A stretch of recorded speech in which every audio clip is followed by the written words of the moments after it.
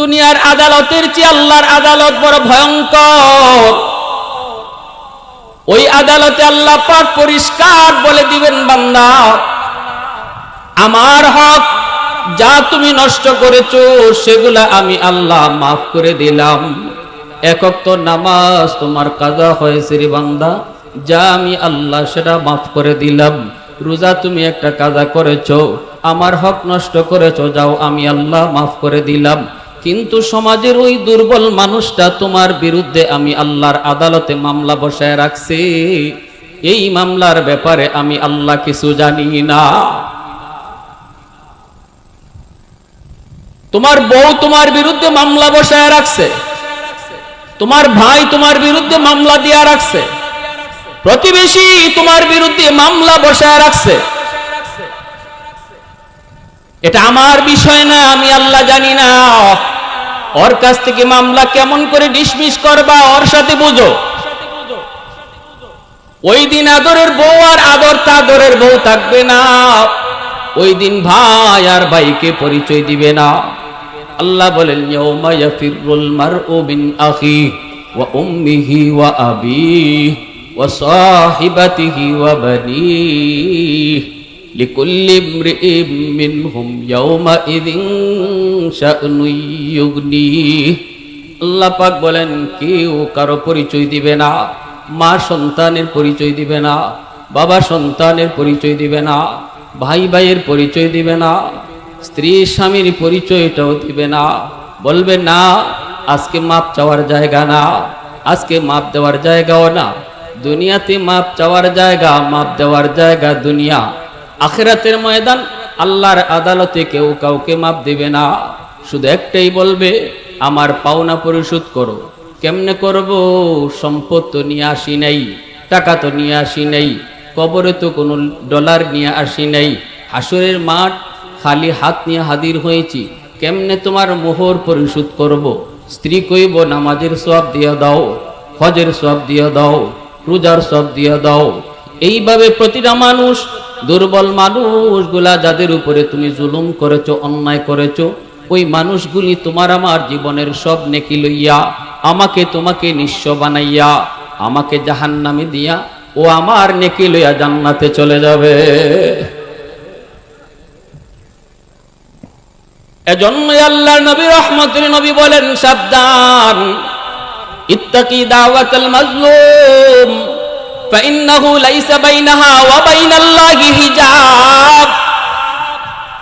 অসহায় দুর্বলের আহাজারি থেকে নিজেরে বাঁচাও, কারণ দুর্বল মানুষের আর আল্লাহর আদালত মাঝখানে কোনো পার্টিশন থাকে না।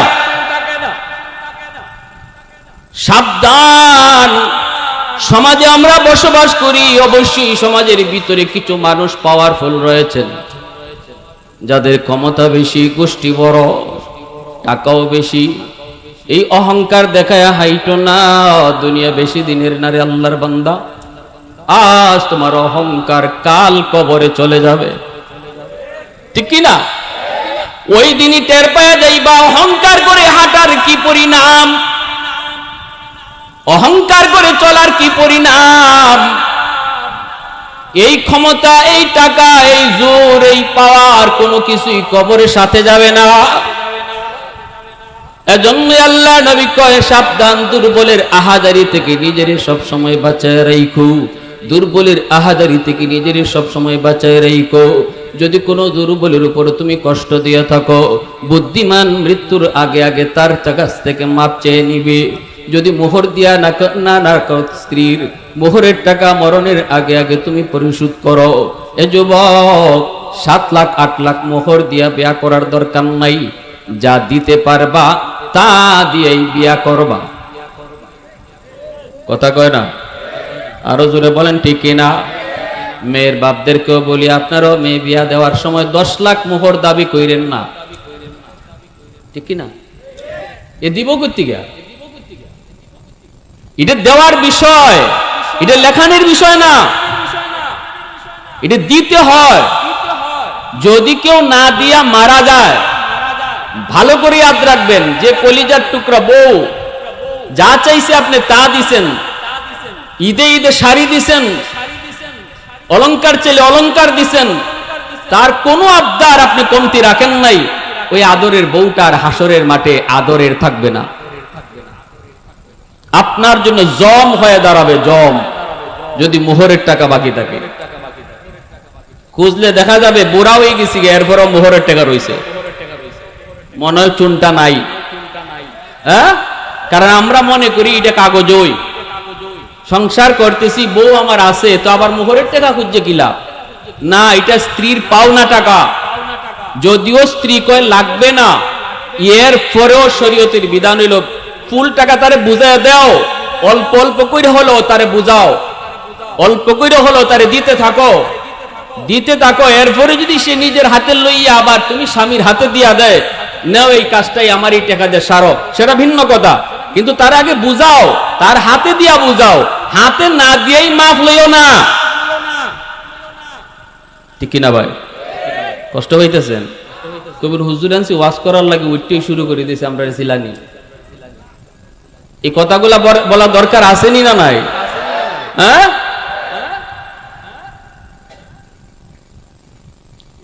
এজন্য মনে রাখবেন, ঘরের বউ সে কিন্তু দুর্বল, সে দুর্বল, আপনার কাছে দুর্বল, কারণ এখানে তার মা নাই, ভাই নাই, তার আপন বলতে কেউ নাই। যে মেয়েটা ছোট্ট থেকে বড় হয়েছে মা বাবা ভাই বোনের আদর নিয়া, সে যৌবনকালে স্বামীর হাত ধরে অচেনা জায়গায় অচেনা মানুষগুলাকে আপন বানাইয়া চলে এসেছে জীবনের জন্য। আপন মানুষগুলাকে পর করেছে, আর পর মানুষগুলাকে আপন করে নিছে। ঠিক কিনা? এখানে কেউ নাই তার সাথে। স্বামী শুধু স্বামীর ভালোবাসা আর স্বামীর হাত ধরে চলে এসেছে। এখানে যদি আমি স্বামীর কাছ থেকে সে কোনো আচরণে কষ্ট পায়, তাহলে এই কষ্ট বুঝাইবার বা শুনাইবার লোক এখানে তার কেউ নাই, শুধু পাকঘরে গিয়ে চোখের পানি ঝরাইয়া কানবে। প্রতিটা চোখের পানির ফুটা আল্লাহর আদালতের ফাইলে জমা হবে, আল্লাহর আদালতের ফাইলে জমা হবে। অনেক মেয়েরা আছে স্বামীর ঘরে কষ্ট পাইল, বাপ মারে ফোন দিয়ে কয় না, কারণ মনে করে আব্বারে জানাইলে আব্বা কষ্ট পাইব। পৃথিবীতে মা বাবার কাছে সবচেয়ে সুখের সংবাদ হলো তোমার মেয়েটা স্বামীর ঘরে সুখে আছে, আর পৃথিবীতে সবচেয়ে কষ্টের সংবাদ হলো বাপ মার কাছে যখন শুনে তোমার মেয়েটা স্বামীর ঘরে বড় কষ্টে আছে। এজন্য বহু নতুন বউ আমার আপনার ঘরে আছে, সে কষ্ট পাইলেও মাকে জানায় না, বাবাকে জানায় না, হজম করে ফেলে, নিজে নিজেই সেটাকে হজম করে ফেলে, আর তখন তার অজান্তেই চোখ দিয়ে পানির ফুটা পড়ে। মনে রাখবা যুবক, এই পানির ফুটাগুলি মাটি লয় না, এই পানির ফুটাগুলি আল্লাহর আদালতের ফাইলে প্রতিদিন জমা হইতেছে তোমাকে হাসরের মাঠে আটকানোর জন্য। আমার ভাইরা বন্ধুরা, যুবক, এজন্য বলি আল্লাহর নবী বলেন 3 ব্যক্তির দোয়া বদদোয়া আল্লাহর দরবারে সরাসরি কবুল। 1 নাম্বার হলো মাজলুমের দোয়া বদদোয়া, দুর্বলের দোয়া বদদোয়া।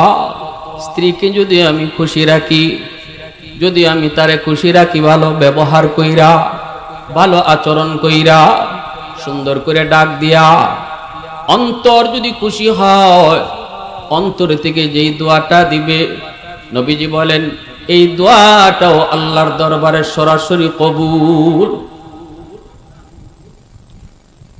স্বামীর জন্য স্ত্রীর দোয়াটা কবুল। স্ত্রী যদি কয় মালিক আমার স্বামী বড় ভালো, বড় ভালো মানুষ, আমার স্বামী বের হইতেছে জীবিকার সন্ধানে, আল্লাহ তুমি নিরাপদে রাখো, আল্লাহ তুমি আমার স্বামীটারে নিরাপদে ফিরায় দিও। মায়ার নবী রহমতের নবী কয় স্ত্রীর এই দোয়াটাও আল্লাহর দরবারে কবুল হয়ে যায়, কারণ সে এই ঘরের জন্য দুর্বল। এজন্য ঘর থেকে বের হও, স্ত্রীর কাছ থেকে দোয়া নিয়ে বের হও, কারণ বাহিরের জীবন আমাদের কোনো গ্যারান্টি নেই। ঠিক কিনা জোরে বলেন? কোনো গ্যারান্টি আছে? ঘর থেকে বের হয়েছি আবার ঘরে ফিরব, কোনো গ্যারান্টি নাই। প্রতিদিন অ্যাক্সিডেন্টে যুবক মারা যায়, অ্যাক্সিডেন্টে কত মানুষের লাশ। এজন্য বলি যুবক, মনে রাখবা, সাবধান, দুর্বল মানুষের বদদোয়া নিয়ে ঘর থেকে বের হইও না। দুর্বল মানুষের দোয়া নিয়ে তুমি ঘর থেকে বের হও, আল্লাহ এই দোয়া কবুল কইরা তোমাকে নিরাপদে আবারও ফিরাইয়া দিবে। 2 নম্বর নবী কই ওয়া দাওয়াতুল মুসাফির। এক একটা বিষয় লম্বা আলোচনা গেলাম না, আমার আলোচনার উদ্দেশ্য সামনের দিকে। মুসাফিরের দোয়া বদদোয়া, মুসাফির দোয়া বদদোয়া। ওই মুসাফিরের সাথে কখনো তুমি খারাপ আচরণ করবা না, মুসাফিরকে কষ্ট দিবা না, মুসাফিরের কাছ থেকে পারলে দোয়া নিবা। মুসাফির মানুষ হয়তো তোমাকে জিজ্ঞেসে রাস্তাটা কোন দিকে, তুমি যদি পারো তার সুন্দর করে রাস্তাটা বোঝায় দাও, উল্টা রাস্তা দেখায় দিও না। যদি সে উল্টা রাস্তায় গিয়ে কষ্ট পায়, এই কষ্টটা তার দিল থেকে আল্লাহর আদালতে গিয়া জমা হয়, সাথে সাথে আল্লাহর আদালতে গ্রান্টেড হয়ে যায়। পাইলে তুমি কও ভাই 1 গ্লাস পানি খায়া যান। কই যাইবেন? কই চুনটা। আমিও তো চুনটার মানুষ। আসছেন কোত্থেকে? আসছি ঢাকা থেকে। ভাই যাইবেন পরে, বড় ক্লান্ত, 1 গ্লাস পানি খায়া যান, একটা চা খায়া যান। এতটুকু কইয়া যদি তুমি ওই মুসাফির মানুষটার 1 গ্লাস পানি পান করাইতে পারো, নবী বলেন অন্তর থেকে যে দোয়াটা দিবে, এই দোয়াটাও আল্লাহর দরবারে সরাসরি কবুল। অন্তত উপকার করতে না পারো, কষ্ট দিও না। পানি খাওয়াইতে না পারো, তারে কোনো কষ্ট দিও না, কারণ কষ্টটাও কিন্তু আল্লাহর দরবারে কবুল হয়ে যায়। বিপদে তুমি পড়বা। এজন্য আল্লাহর নবী কয় 2 নম্বর হলো দাওয়াতুল মুসাফির, 3 নম্বর ওয়া দাওয়াতুল ওয়ালিদ আলা ওয়ালাদিহি। নবীজি বলেন 3 নম্বর হলো মা বাবার দোয়া বদদোয়া। সন্তানের জন্য আল্লাহর দরবারে সরাসরি কবুল। সন্তানের জন্য যদি বাপ মা দোয়া করে রে যুবক, এই দোয়াটা যেমন আল্লাহর দরবারে কবুল, সন্তানের ব্যাপারে যদি বাপ মা বদদোয়া দেয়, এই বদদোয়া আল্লাহর দরবারে কবুল হয়ে যায়। এজন্য সাবধান, বাপ মার সাথে বেয়াদবি কইরো না, বাপ মার সাথে বেয়াদবি কইরো না। আল্লাহর নবী কয় বাপ মার সন্তানের জন্য দোয়া করলে দোয়া কবুল, এটা গ্যারান্টি আছে। আব্দুল কাদের জিলানী তোমার ঘরে দাওয়াত খেয়েছেন, জগৎ বিখ্যাত আব্দুল কাদের জিলানী, এত বড় আল্লাহর ওলি, ওলিদের ওলি যদি তোমার ঘরে আসেন, তুমি যদি তার পেট ভরায়া খাওয়াও, এরপরে একটু হাত উঠে দোয়া করতে বলো, তিনি দোয়া করতে পারেন, হাত উঠাইতে পারেন, কিন্তু এই দোয়া কবুল হবে কি হবে না কোনো গ্যারান্টি নাই। ভাঙ্গা করে তোমার মা তোমার বাবা যদি হাত উঠায়, নবী কয় বাপ মার দোয়া কবুল হবে, এর গ্যারান্টি আছে। এইবার তুমি বলো, কার দোয়া বাদ দিয়া কার দোয়া লইতে তুমি যাইতেছো? কারে কষ্ট দিয়া কারে খুশি করতে তুমি মাজারে যাও? কার কলিজায় আঘাত দিয়া তুমি বাবার দরবারে যাও? ওই বাবার দোয়া কবুল হবে কোনো গ্যারান্টি নাই। দুনিয়ার কোন বাবাই আব্দুল কাদের জিলানীর চেয়ে বড় না, ঠিক কিনা? জোরে বলো। দুনিয়ার কোন বাবাই মঈনুদ্দিন চিশতির চেয়ে বড় না, কিন্তু এমন হাজারো মঈনুদ্দিন চিশতির দোয়া কবুল হবে কি হবে না কোনো গ্যারান্টি নেই রে যুবক। কিন্তু নবী কয় যদি মা তোমার জন্য হাত উঠায়, এই দোয়া কবুল হবে, এর গ্যারান্টি আছে। বাবা যদি দোয়া করে, এই দোয়া কবুল হবে, গ্যারান্টি আছে। কথাটা আমার না মায়ার নবীর? আল্লাহ নবীর কথায় কোনো সন্দেহ আছে? একটু জোরে আওয়াজ দেয়া বলো, কোনো সন্দেহ আছে? এজন্য বলতেছি, একটু মনোযোগ দিয়ে শোনো ভাইরা, বন্ধুরা। রহমতের নবী মায়ায়ে কেরামদেরকে নিয়ে নবীজি বের হয়েছেন মদিনার কবর জান্নাতুল বাকি। এই জান্নাতুল বাকির পাশ দিয়া নবী যাচ্ছেন, হঠাৎ করে মায়ার নবী, দয়ার নবী, তিনি অন্তর চোখে দেখতে পেলেন একটা কবর, নতুন কবর, কবরে একটা যুবককে রাখা হয়েছে। আল্লাহর নবী অন্তর চোখে দেখেন, আল্লাহ তারে দেখাইছেন, আল্লাহ নবীরে দেখাইছেন, সাহাবীরা দেখেন না, কিন্তু নবীজি দেখতেছেন এই কবরের ভিতরে যুবক জাহান্নামের আগুনে জ্বলতেছে। মা মা মা কইয়া চিৎকার করে কান্না করে। আল্লাহ নবী দৃশ্য দেখে ফেললেন। নবীজি সাহাবায়ে কেরামদেরকে বলেন, সাহাবীরা একটু দাঁড়াও, এই কবরের ভিতরে একজন যুবকের আযাব হইতেছে, আযাব। যুবকটা শুধু মা মা কইয়া চিৎকার করে কান্না করে। একটু দাঁড়াও, আমি রহমতের নবী তার কবরের পাশ দিয়ে চলে যাব, অথচ তার জন্য কোনো সুপারিশ করব না, হইতে পারে না, হইতে পারে না। হাত উঠাও, আমি নবী তার জন্য আল্লাহর দরবারে সুপারিশ করব। আর তোমরা সাহাবীরা শুধু আমিন আমিন বলবা। দয়ার নবী মায়ার নবী হাত উঠে দিলেন। ও মালিক আল্লাহ, তুমি তো আমাকে রহমতের নবী বলেছ, রহমতের নবী কোন কবরের পাশ দিয়ে যাবে আর ওই কবরে আযাব হবে? হয় না মালিক, হয় না। আল্লাহ তোমার দরবারে আমি নবী সুপারিশ করলাম, যুবকের আযাব বন্ধ করো। সাহাবীরা কয় আমিন, কিন্তু নবীজি দেখতেছেন আযাব বন্ধ হয় না। আল্লাহ নবী আবার হাত উঠাইলেন, মালিক তুমি তো আমাকে বলেছো আমা আরসালনাকা ইল্লা রাহমাতাল লিল আলামিন,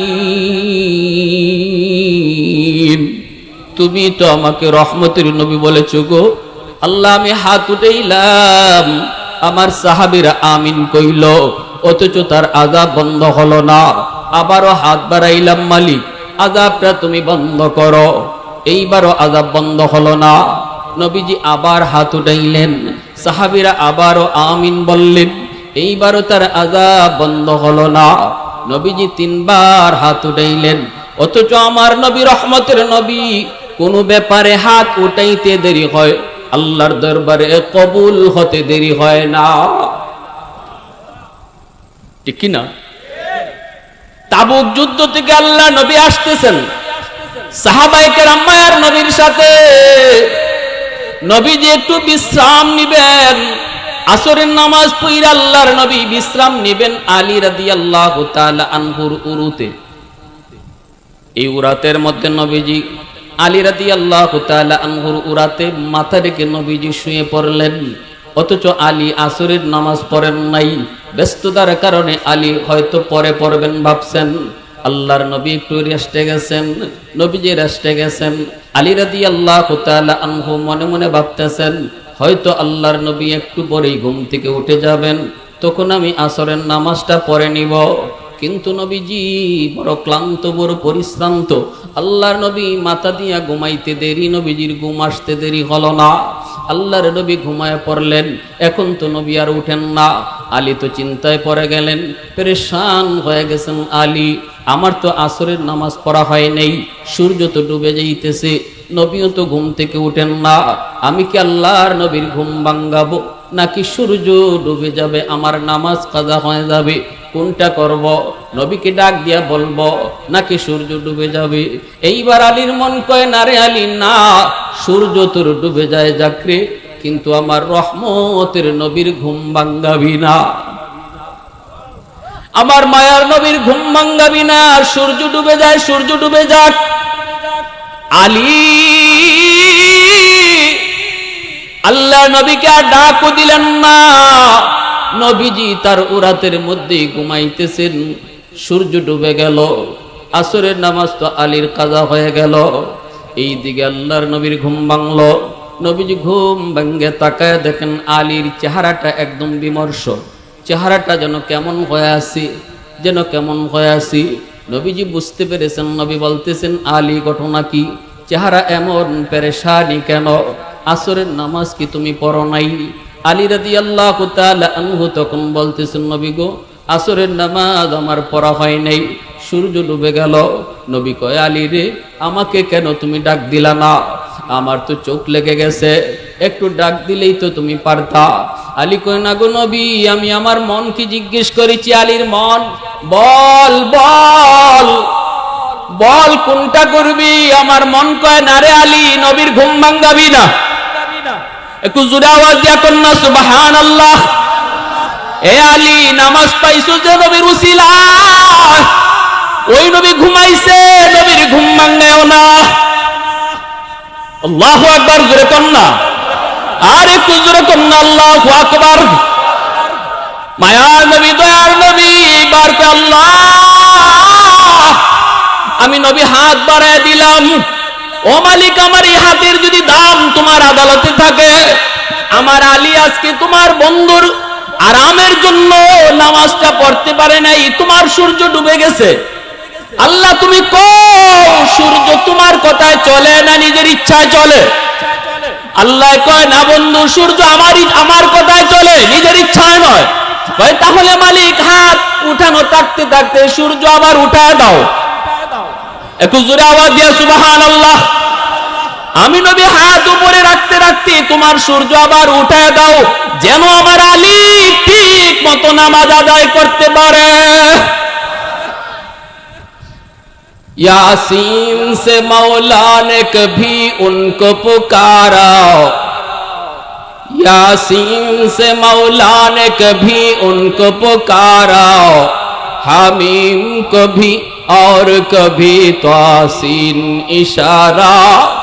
ये रमज़ है कुछ आशिक़ व माशूक़ के माबैन, समझा है जिन्हें खल्क़ में एक सरवर कौनैन, समझा है जिन्हें खल्क़ में एक सरवर कौनैन।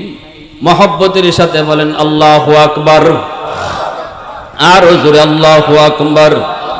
সাথে সাথে আল্লাহ পাক রব্বুল আলামিন আদেশ দিলেন, সূর্য, ডুবন্ত সূর্য আবার আকাশে উঠে গেল। রদ্দে শামস নামক কিতাবের ভিতরে এই হাদিস খানা এনেছেন, ঘটনা এনেছেন। আমার নবী, দয়ার নবীর কথায় হাতের এত দাম, আমার নবীর হাতের এত দাম। নবীর হাতের দাম রাখতে যায় আল্লাহ পাক ডুবন্ত সূর্য আবার আকাশে উঠাইয়া দিছেন। ওই নবী তিনবার হাত উঠাইছেন যুবকের জন্য। ও মালিক, ওই যুবকের কবরের আযাব বন্ধ করে দাও। কিন্তু আল্লাহ পাক একবারও নবী কথা রাখেন নাই, যুবকের আযাব বন্ধ হলো না। এইবার নবী জানতে চায়, মালিক, আমার হাতের দাম বুঝি তোমার দরবারে কমে গেল? কোথায় জানি আমি কোন ভুল করেছি গো, কোথায় জানি আমার কোন ভুল হয়েছে? আমার দাম বুঝি তোমার দরবারে কমে গেল? আমার উপরে বুঝি তুমি নারাজ? আল্লাহ কয় না বন্ধু, আমি নারাজ নই, আমি তোমার উপরে নাখুশ নই। হাতের দামও কমে যায় নাই, সবকিছু ঠিকই আছে। গন্ডগোল হলো অন্য জায়গায়। এই যুবকের মা এখনো দুনিয়ায় জীবিত। মার কলিজায় ব্যথা ব্যথা, মাকে বড় আঘাত করেছে, নির্যাতন করেছে। মরণের সময়টা তো মা তারে মাপ দেয় নাই। এজন্য আমি আল্লাহ সিদ্ধান্ত নিয়েছি, তার মা যতক্ষণ পর্যন্ত তারে মাফ না দিবে, আমি আল্লাহ তারে মাফ করব না। দয়ার নবী, মায়ার নবী সাহাবায়ে কেরামদেরকে বলেন, সাহাবীরা তাড়াতাড়ি যাও, যায় তার মাকে আমি নবীর সালাম জানাও।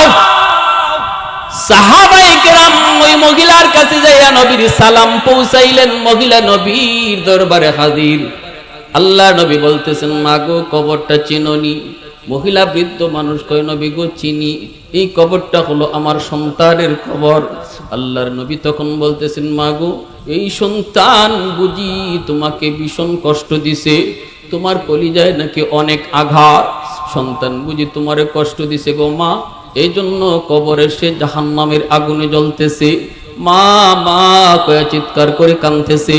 আল্লাহ আমারে অন্তর চোখে দেখায়া দিছে, আমি তোমার সন্তানের জন্য আল্লাহর দরবারে 3 বার হাত উঠাইছি।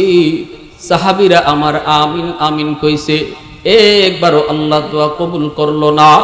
পরে আল্লাহ জানাইয়া দিল, তুমি মা যদি তারে মাফ না করো, আল্লাহ আমি নবীর সুপারিশও কবুল করবে না। এ যুবক, মার কলিজায় ব্যথা দিয়া পিসাবরে খুশি কইরা কোনো লাভ নাই। বাবারে না খাওয়াইয়া পীরের দরবারে গরুলিয়া গেল, কোনো লাভ নাই। কোনো লাভ নাই, কোনো লাভ নাই। ভাইরা বন্ধুরা, আমার নবীর সুপারিশ যেখানে আল্লাহ কবুল করে না, এখানে আর কার সুপারিশ আল্লাহ কবুল করবে? যদি মার কলিজায় বাবার কলিজায় ব্যথা থাকে, কার সুপারিশ আল্লাহ কবুল করবে রে যুবক? এজন্য বলি দিলটা নরম করে কথাগুলি একটু বুঝো।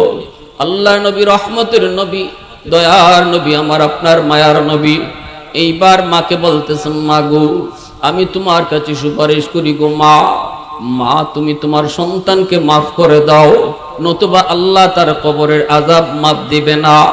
মহিলার দিল বড় শক্ত হয়ে গেছে। মহিলা মাথাটা নিচের দিকে দিয়া, চোখ দিয়া দর দর করে পানি পড়ে। মায় কান্না শুরু করে দিছে আর বলতেছে, নবী গো, কেমনে আমি এর মাফ করবো, কেমনে আমি এর মাফ করবো? আমার পিঠের দিকে তাকায় দেখেন, এখনো মাইরের দাগ আছে। বউয়ের কথায় পইরা আমি মার গায়ে হাত উঠাইছে, এখনো হাতের দাগ আছে। ওগো নবী, কেমনে মাফ করবো, কেমনে মাফ করবো? আল্লাহ নবীর চোখ থেকে দর দর করে পানি পড়ে, দয়ার নবীও কান্দে।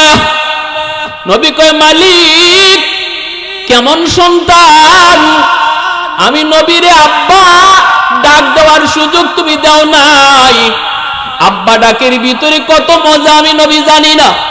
বোঝ হওয়ার পরপরই মারে নিয়ে গেছো, মার খেদমত করার সুযোগ আমি নবীকে তুমি দাও নাই গো আল্লাহ। ও মালিকে, কেমন সন্তান, কিন্তু আমি কেমন করে তার কবরের পার দিয়া চলে যাব, তারে বিপদে রাইখা? মায় তো মাফ করে না গো আল্লাহ। ও মালিক, মায় তো মাফ করে না, তাহলে কেমন করে তার আযাব বন্ধ হবে? রহমতের নবী চিন্তায় পড়ে গেলেন। এইবার নবীজি বলতেছেন, মা গো, ও মা, তোমার কাছে একটা আবদার করি। আল্লাহর কাছে নবী আগে আবদার করছে, আল্লাহ, মার দিল তো শক্ত, কেমন করে নরম করবো জানি না, তবে তোমার কাছে একটা আবদার করি গো মালিক। বাপ মার দিল যত শক্তই হোক না কেন, যদি সন্তানের কষ্ট বাপ মা নিজের চোখে দেখে, তাহলে কিন্তু দিল নরম হয়ে যায়। কোনো বাপ মাই সন্তানের বিপদ দেখলে সইতে পারে না। ও মালিক, কবরের আযাব তুমি আমাকে যেভাবে দেখাইছো, এইভাবে তার মারেও দেখায়া দাও। আমি নবীর বিশ্বাস, মা যদি নিজের চোখে দেখে তাহলে দিলটা নরম হয়ে যাবে।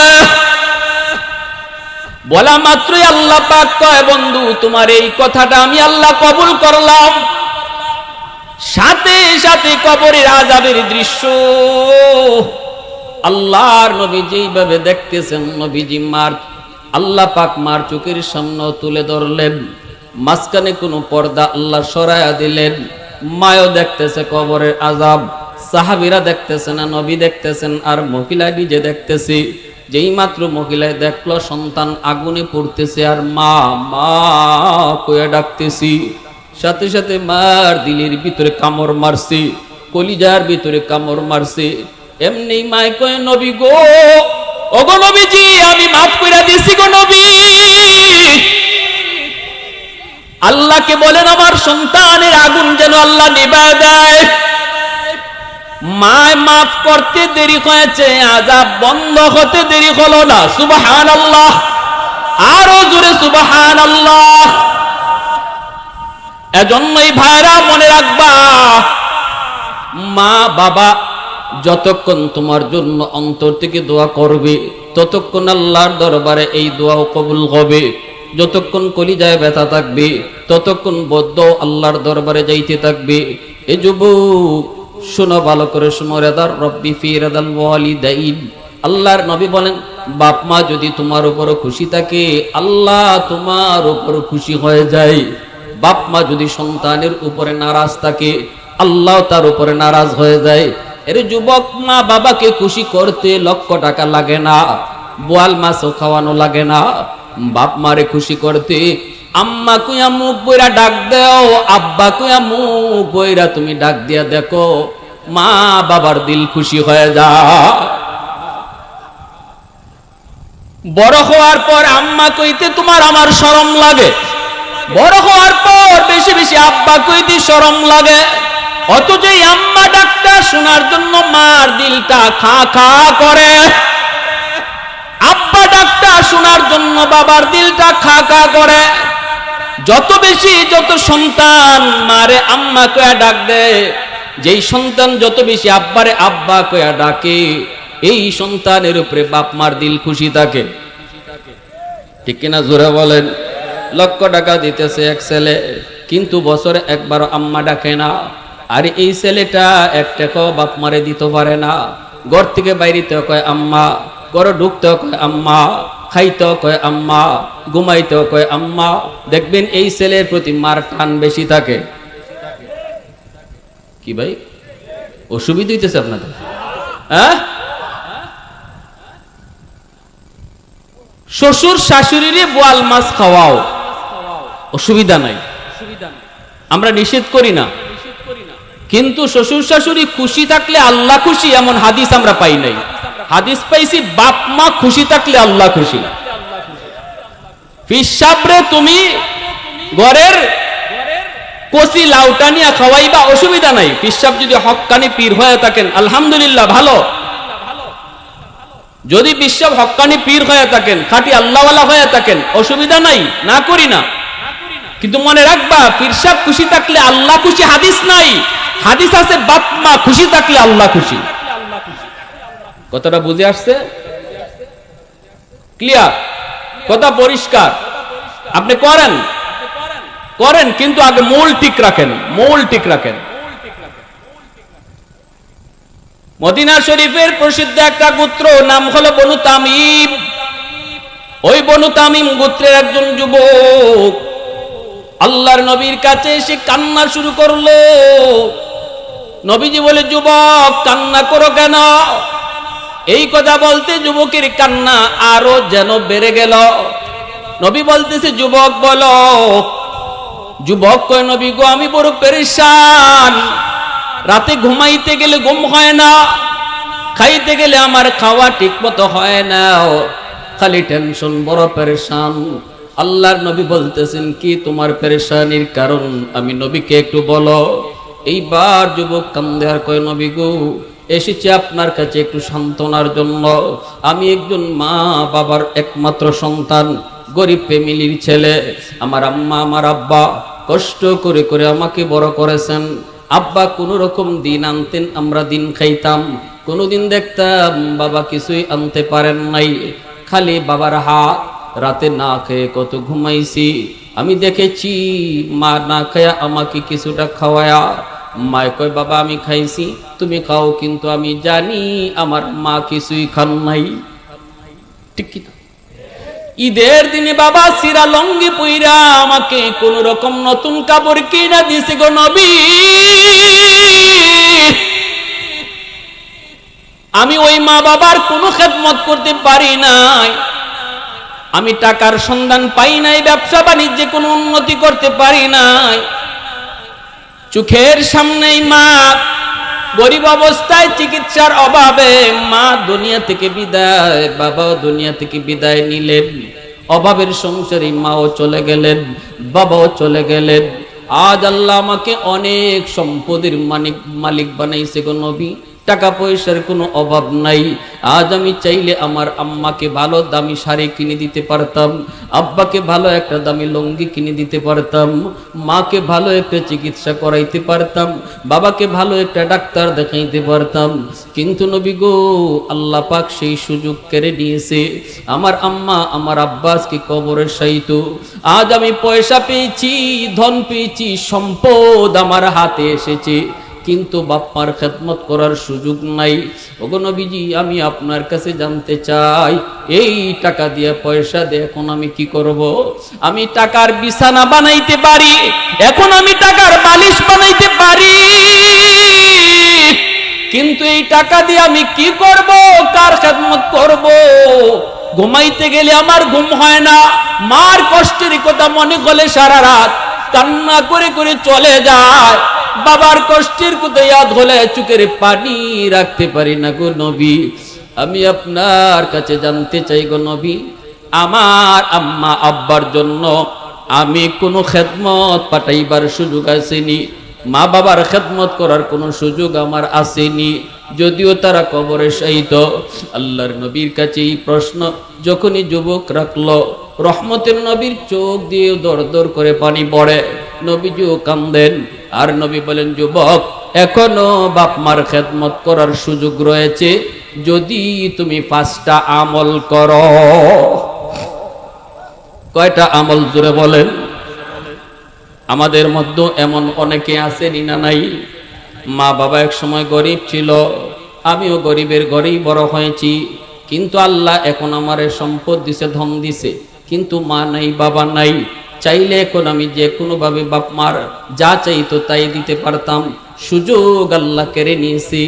এমন আমাদের মধ্যে খুঁজলে 2-1 আছেন না নাই?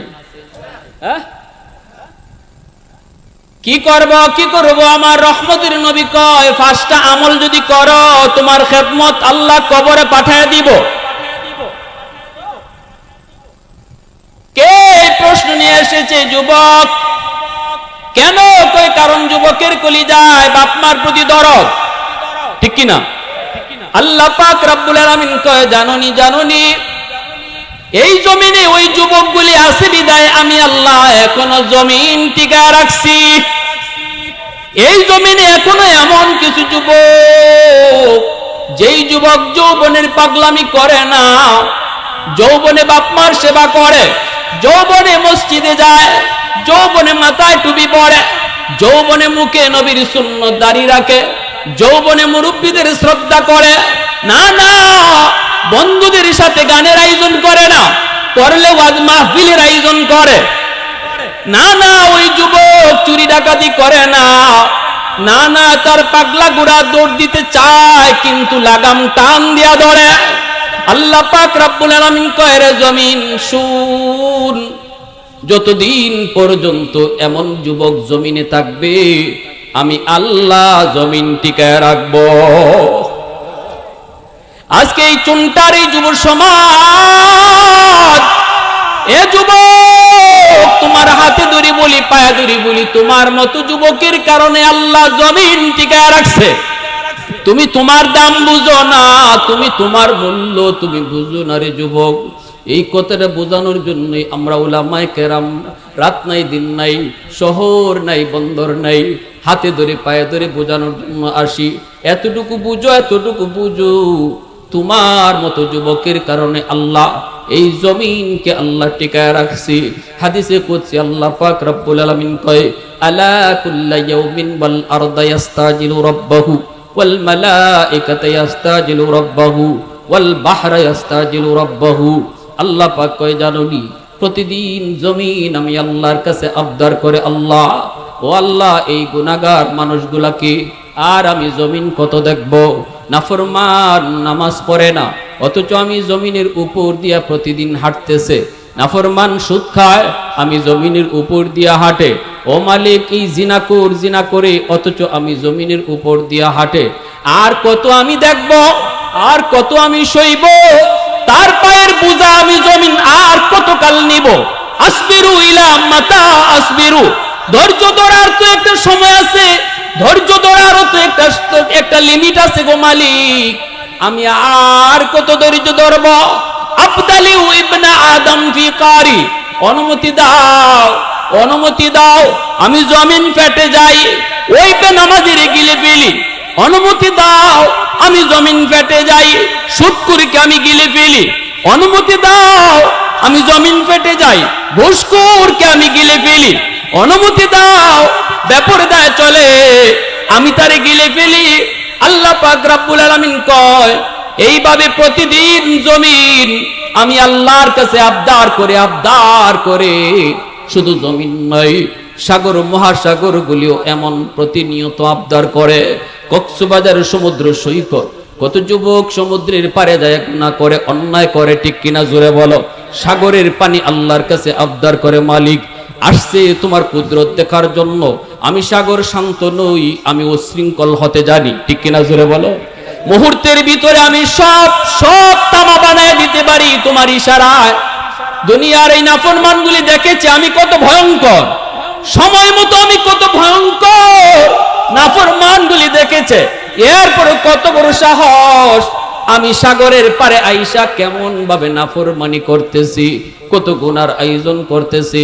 আল্লাহ অনুমতি দাও, এই জমিনটারে আমি পাক বানায় দেই, এই নাপাক জমিনটারে আমি পানি যায় পাক বানায় দেই, সব সাফ করে দেই, সব সাফ করে দেই। আল্লাহ পাক রব্বুল আলামিন কয়, রে জমিন, এ জমিন ভালো করে শুন, আমি আল্লাহ দেখতেছি এই জমিনে কত গুনাহ হয়, কত অন্যায় হয়, কত অত্যাচার হয়, কত জুলুম হয়, কত নাফরমানি হয়। এরপরও আমি কেন ধরি না জানোনি? কারণ হলো আমি এই মানুষকে বড় আদর করে বানাইছি। আসমান আল্লাহ বানাইছেন কুন ফায়াকুন বইলা, জমিন আল্লাহ বানাইছেন কুন ফায়াকুন বইলা, ফেরেশতা আল্লাহ বানাইছেন কুন ফায়াকুন বইলা। কিন্তু আমারে আপনারে আল্লাহ পাক কুন ফায়াকুন বলে বানায় নাই। আমাকে আপনাকে যখন আল্লাহ বানাইছে, আল্লাহ বলে খালাকতু বিয়াদাইয়া, আমি আমার নিজের হাত দিয়া বান্দা বান্দিরে বানাইছি। কারণ এই চেহারার মধ্যে এত দামি কপাল, এই কপাল আমি আল্লাহ বানাইছি আমাকে সেজদা দেওয়ার জন্য। ফেরেশতাদের হাতে বানাইলে হয় না, এজন্য আমি নিজের হাতে বান্দার কপালটা বানাইছি। সুবহানাল্লাহ, আওয়াজ দিয়া বলে সুবহানাল্লাহ। যেই কপাল আল্লাহ আল্লাহর কদমে সেজদা দেওয়ার জন্য বানাইছে, আজকে ওই কপালটা তোমার সেজদার কাজে লাগে না রে যুবক, একটু নিজের বুঝাও। আল্লাহ বলে, জানো নি রে জমিন, চার দল যতদিন পর্যন্ত এই জমিনে থাকবে, ততদিন পর্যন্ত আমি আল্লাহ জমিন টিকায় রাখবো। লাউলা মাশাইখু রুক্কা ওয়াশ-শাবাবু খুশশা ওয়াল আতফালু রুদ্দা ওয়াল আনআমু রুদ্দা লাজআলতুস সামাআ হাদিদা ওয়াল আরদা খাফসাফা ওয়াত তুরাবা রামাদা ওয়ামা আনজালতু মিনাস সামাই কাতরা ওয়ামা আনবাততু মিনাল আরদি নাবাতা বাল আনজালতু আলাইকুমুল আযাবা সাব্বা। আল্লাহ বলে, এক নাম্বার হলো এই জমিনের ভিতরে আমার কিছু বান্দা বান্দি আছে বয়স্ক, চুলদারি তাদের সাদা হয়ে গেছে, কোমরে তার ব্যথা, রুকু করতে তার কষ্ট হয়, সেজদা দিতে তার বড় কষ্ট হয়। কিন্তু এরপরও আমার বান্দা আমার বান্দি কষ্ট করে করে যখন আমাকে সেজদা দেয়, তখন তাদের সেজদার দিকে তাকাইলে এই জমিনের প্রতি আমার মায়া লেগে যায়। আল্লাহ বলে, দুই নাম্বার হলো ওয়াশ-শাবাবু খুশশা। এই জমিনের ভিতরে আমি আল্লাহ যখন দেখি কিছু যুবক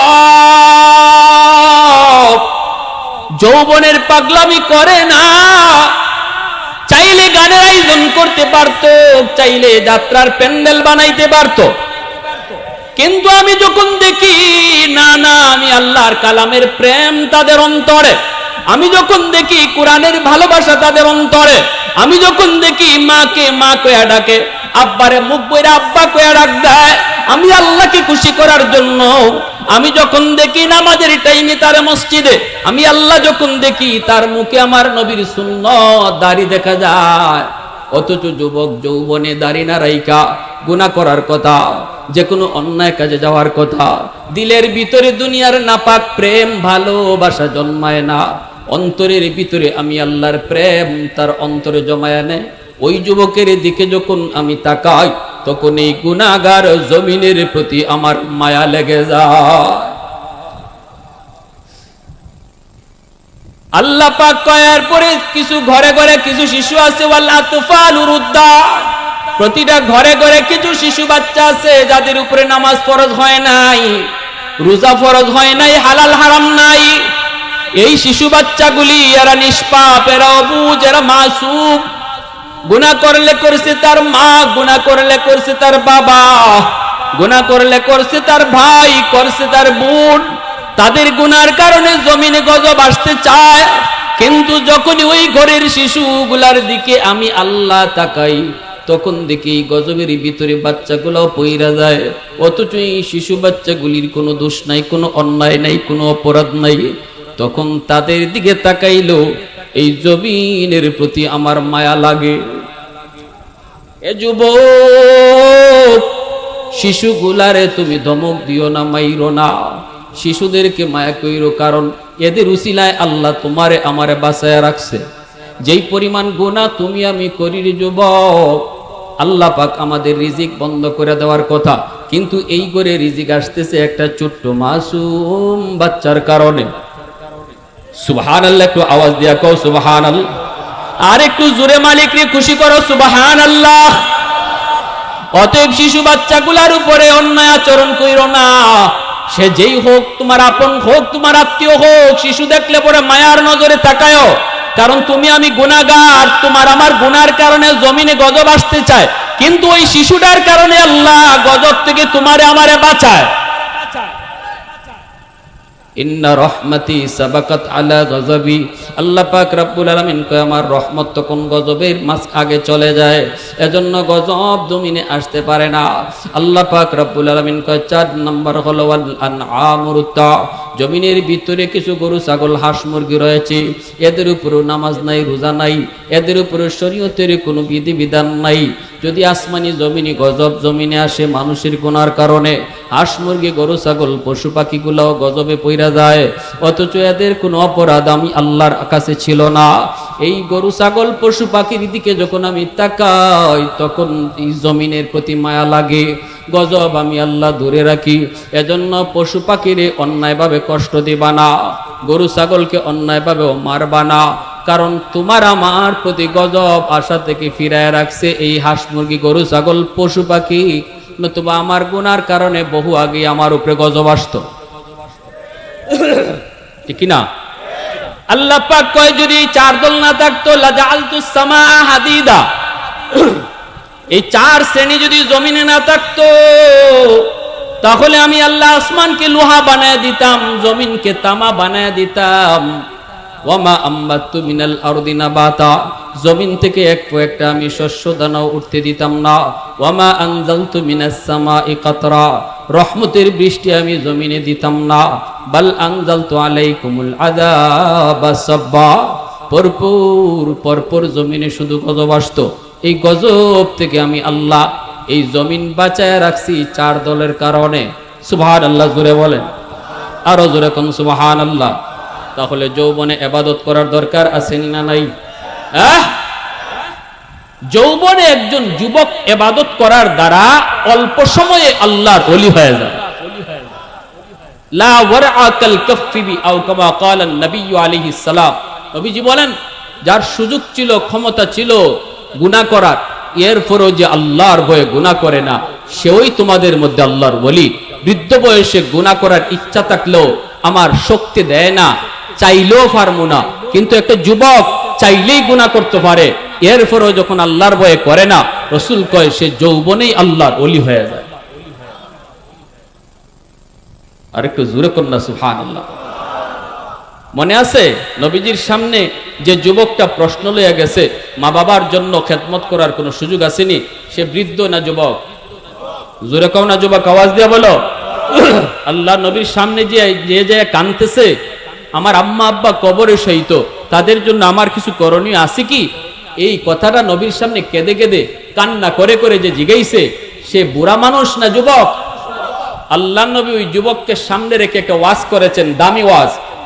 তাহলে নবী হলেন বক্তা, শ্রোতা হলো একজন যুবক, শ্রোতাও একজন বক্তা, জোরে কন্যা, শ্রোতাও একজন বক্তা একজন। তাহলে বোঝা গেল ওয়াজ এটা শ্রোতা কি পরিমাণ আমার সামনে আছে, এটা উদ্দেশ্য না।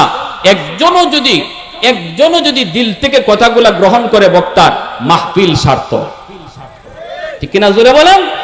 লক্ষ লক্ষ মানুষ সবাই আসছে তামসা দেখার জন্য, মাহফিলে কোনো লাভ নাই। 10 জন মানুষ বসা, কিন্তু দিল নিয়ে বসছে কথা নেওয়ার জন্য, আমলের নিয়তে। আল্লাহ বলেন এই মাহফিলটাই সফল। আমার ভাইরাল ওয়াজটা যেটা ভাইরাল হয়েছে, অনেকেই শুনছেন মনে হয়, জমিন কোন ফায়াকুনের বয়ান। আপনারা যে মানুষগুলো আছেন, এত দূরও মানুষ ছিল না, আপনাদের চেয়ে আরো অর্ধেক হবে মানুষ।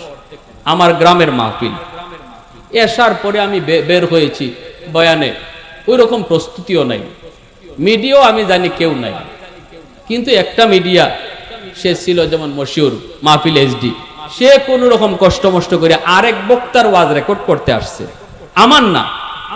এই ফাঁকে হে আমার ওয়াজটা রেকর্ড করছে। মানুষ ছিল কয়জন? 50 থেকে 60 জন। কিন্তু আমি দেখেছি ওই মানুষগুলা কেমন দিল নিয়ে বসছিল, আর আল্লাহ আমার কিভাবে কথাগুলা দিল থেকে বের করে দিছে।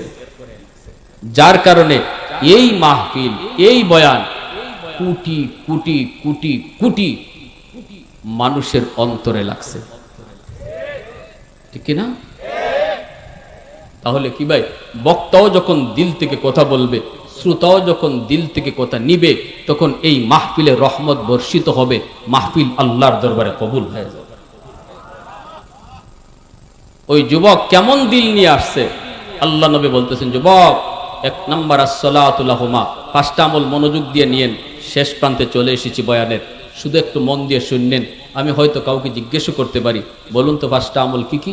1 নম্বরে নবী বলেন, যেখানেই থাকো, নামাজে থাকো আর নামাজের বাহিরে থাকো, আমার আল্লাহ বাপ মার জন্য যেই দোয়া শিখাইছেন, এই দোয়াটা যখনই পড়বা, রব্বির হামহুমা কামা রব্বায়ানি সগীরা, সাথে সাথে আল্লাহ তোমার মা বাবার কবরে তোমারই খেদমত পাঠাইয়া দিবে। 2 নম্বরে নবী বলেন, ওয়াল ইস্তিগফারু লাহুমা, তাদের জন্য দান সদকা যখনই তুমি করবা আল্লাহর রাস্তায়, হোক সেটা কোনো গরিবকে, হোক সেটা কোনো আত্মীয়কে, হোক সেটা কোনো মসজিদে, হোক সেটা কোনো মাদ্রাসায়, যখনই তাদের নামে দান করবা, সাথে সাথে তোমার খেদমত আল্লাহ বাপমার কবরে পাঠিয়ে দিবে। 3 নম্বরে নবী বলেন, ইনফাযু আহদিহিমা মিন বাদিহিমা, মা বাবার কাছে যদি কারো কোনো পাওনা থাকে, তুমি সন্তান হিসেবে পাওনা পরিশোধ করো। যদি পাওনাটা পরিশোধ করো, মার কাছে পাওনা আসিল, বাবার কাছে পাওনা আসিল, বাপ মা হয়তো এই পাওনা পরিশোধ করে মারা যায় নাই, বাবা হয়তো কারো জমি দখল করে নিছে, এই জমি ফেরত না দিয়েই কবরে গেছে, তুমি সন্তান জানো, সাথে সাথে এই জমিটা ফেরত দাও, তোমার খেদমত বাবার কবরে আল্লাহ পাঠাবে। আর যদি এই জমি ফেরত না দাও আর বাবার নামে 10টা গরু জবাই করে জিয়াফত করো, বাপের কবরের আগুন নিভবে না। বাপ কোন মানুষের হক আর নষ্ট করে কবরে গেছে, তুমি সন্তান জানো, এরপরেও এই হকটা ফিরাইয়া দিছো না, যার কারণে বাবার কবরে আগুন জ্বলছে। এই আগুন জ্বলা যদি বন্ধ করাইতে চাও, জিয়াফত কইরা না, 10টা 20টা গরু জবাই কইরা না, আগে যার হক নষ্ট করেছে সেটা ফিরাইয়া দাও, তাহলেই কবরে আগুন নিভবে, ঠিক কিনা ভাই? বাবা যদি তোমার চাচাদের হক না নষ্ট করে থাকে, আত্মসাৎ করে থাকে, ঠকায়া থাকে, তুমি তাড়াতাড়ি করে চাচার হক ফিরাইয়া দাও, চাচার হক ফিরাইয়া দাও, নয় বাবার আগুন নিভবে না। চাচা না থাকলে চাচা তো ভাই বোনকে ডাকো। তুমি যদি জানো তোমার বাবা তোমার ফুফিদেরকে আল্লাহ কর্তৃক বন্টন অনুযায়ী সম্পদ দেয় নাই, বাবা নিজেই ভূখ দখল করেছে, তোমার দাদার সব সম্পদ তোমার ফুফুদেরকে দেয় নাই, জিয়াফত পরে করো, জিয়াফতে আগুন নিভবে না, ফুফুদেরকে ডাকো, না থাকলে ফুফাতো ভাই বোনকে ডাকো, দেখকে আল্লাহ যেভাবে বাদ দিয়েছে এইভাবে বাদ করো, নয় আগুন নিভবে না, আগুন নিভবে না। কথাগুলা বলতেছি আমার নবীর হাদিস থেকে। আমরা যারা আজকে কবরে আপনজন প্রিয়জন কি করবো তাদের লাগে মন গড়া আমল করে লাভ নাই। শুনেন আমার নবী কি বলতেছেন, এই ফাওনাগুলা আগে পরিশোধ করো, ফাওনাগুলা পরিশোধ করো, করলেই বাবার কবরে আল্লাহ তোমার খেদমত পাঠিয়ে দিবে। 4 নম্বরে নবী কয়, সিলাতুর রাহমিল্লাতি লা তুসালু ইল্লা বিহিমা, বাবা নাই কিন্তু বাবার রক্তের মানুষ দুনিয়ায় আসি, মা দুনিয়াতে নাই রে যুবক, কিন্তু মার রক্তের মানুষ দুনিয়াতে আছে। বাবার কবরে যদি তুমি খেদমত পাঠাইতে চাও, আমার নবী কয় বাবার রক্তের মানুষের খবর নেও, চাচার খবর নেও, ফুফুর খবর নেও, দাদার খবর নেও, ফুফাতো ভাই বোনের খোঁজ খবর নেও, চাচাতো ভাই বোনের তুমি খোঁজ খবর নেও। যখনই তুমি চাচাকে ফোন দিয়া কইবা, চাচা কেমন আছেন, চাচা শরীরটা ভালো নি, চাচা চিকিৎসা করাইছেননি, কয় টাকা লাগবে আমি দিতেছি। আমার নবী রহমতের নবী কয়, ফোনটা তুমি চাচারে দিছো না রে যুবক, ফোনটা যেন কবরে বাবারেই লাগাইছো। ফুফুর একটা খবর নিতেছো, ফুফু কেমন আছো, আজকে আমার আব্বা নাই কিন্তু ফুফু তোমারে দেখলে আব্বার কোথায় আধ হয়, নবী কয় ফুফুরে ফোন দিছো না, যেন বাবার কবরেই ফোন লাগাইছো। ফুফুরে জিগাইতেছো ফুফু কেমন আছো, নবী কয় না তুমি আব্বারে জিগাইতেছো আব্বা তুমি কবরে কেমন আছো। মা দুনিয়াতে নাই, কিন্তু মা রক্তের মানুষ যারা দুনিয়াতে আছে যুবক, মা রক্তের মানুষ হলো মামা, মার রক্তের মানুষ হলো খালা, মার রক্তের মানুষ হলো নানা।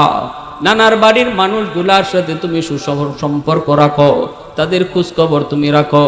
যখনই তুমি ফোন দিয়া কইবা মামা কেমন আছো, খালা তুমি কেমন আছো, রসুল কয়ে যেন মার কবরে ফোন লাগাইছো। মনোযোগ দিয়া শোনো আল্লাহ নবীর কথা, আমার নবীর কথা। দেখেন নবীর কথা কত দামি, আল্লাহু আকবার জোরে কর। 5 নম্বরে আমার রসুল কয় ইকরামু সাদিকিহিমা মিন বাদিহিমা। মা নাই বাবা নাই, কিন্তু দেখো মার বান্ধবী আসেনি, বাবার বন্ধু বান্ধব আসেনি। বাবা যাদের সাথে দুনিয়ায় চলতো ওই মানুষগুলাকে যদি তুমি পাও, তাহলে বাবার মতো শ্রদ্ধা কইরো, সালাম দিও। 1 কাপ চা খাওয়া কইও চাচা একটা চা খায় যান। কত আমাদের বাড়িতে আইছেন আব্বা থাকতে, আজকে আব্বা নাই আপনি আসেন না, চাচা একটা চা খায় যান। আমার রসুল কয় যদি ওই বাবার বন্ধুরে তুমি 500 টাকা দাও, ঈদের দিনে তুমি একটা লুঙ্গি দাও, যেন তুমি বাবার এই কবরে লুঙ্গি পরাইছো। সুবহানাল্লাহ জোরে কোন। মা দুনিয়াতে নাই, কিন্তু মার বয়সের মহিলা দেখলে মার মতো তুমি শ্রদ্ধা কইরো। শ্রদ্ধাটা যেন মারেই তুমি করতেছো, একটু তুমি সাহায্য করছো, যেন মারেই তুমি সাহায্য করছো। এজন্য আমার রসুল দয়ার নবী আম্মাদান আয়েশা সিদ্দিকা রাদিয়াল্লাহু তাআলা আনহাকে নিয়া নবীজি খাইতে বসছেন। খাঞ্চার মধ্যে অনেকগুলা রুটি, নবীজির চোখ দিয়ে দরদর করে পানি পড়ে, নবীজি কান্দেন। আল্লাহর নবী কান্দেন কেন? আম্মাদান জিজ্ঞেস করলেন নবী গো কান্দেন কেন? নবী কয় আয়েশা তোমরা হলে আমার সুখের দিনের স্ত্রী, আর খাদিজা হলো আমার দুঃখের দিনের স্ত্রী। আমার খাদিজার কথা মনে পড়ে গেছে আয়েশা, আমার খাদিজাকে নিয়ে কোনো একদিনও আমি এইভাবে খাঞ্চা বইরা রুটি নিয়ে খাইতে পারি নাই গো, এজন্য আমার কষ্ট লাগতেছে, চোখ দিয়া পানি পড়তেছে। আয়েশা একটা রুটি খাদিজারও দিয়াও। আম্মাজান কয় নবী গো খাদিজা তো কবরে, কেমনে রুটি দেব? শুনলেন নবী কি কয়? আল্লাহ নবী কয় আয়েশা আমার খাদিজা কবরে, কিন্তু খাদিজার একজন বান্ধবী আছে নাফিসা, সে দুনিয়ায় জীবিত, আমার খাদিজার সাথে চলতো, নাফিসারে রুটি খাওয়াও, যেন আমার খাদিজার এই রুটি খাওয়ানো হইল। সুবহানাল্লাহ জোরে কোন, আরো জোরে কোন সুবহানাল্লাহ। কৌনাইনে মুখতারে খুদা তুমকো বানায়া, कौनैन मुख्तार खुदा तुमको बनाया, उम्मत का निगाहबान खुदा तुमको बनाया, उम्मत का निगाहबान खुदा तुमको बनाया। मौला मेरा आका मेरा रहमत की नबी है, ताजदार मदीना है तुम्हारे अरबी है, ताजदार मदीना है तुम्हारे अरबी है। मोहब्बतेर साथे बोलेन अल्लाहु আকবার।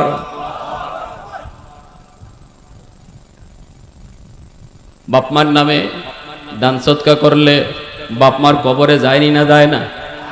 জোরে বলেন এটা কার কথা? আমার কথা না নবীর কথা? জোরে বলেন আমার কথা না নবীর কথা? ভাইরা বন্ধুরা জন্য একজন ভাই হাতটা জাগান সবার আগে।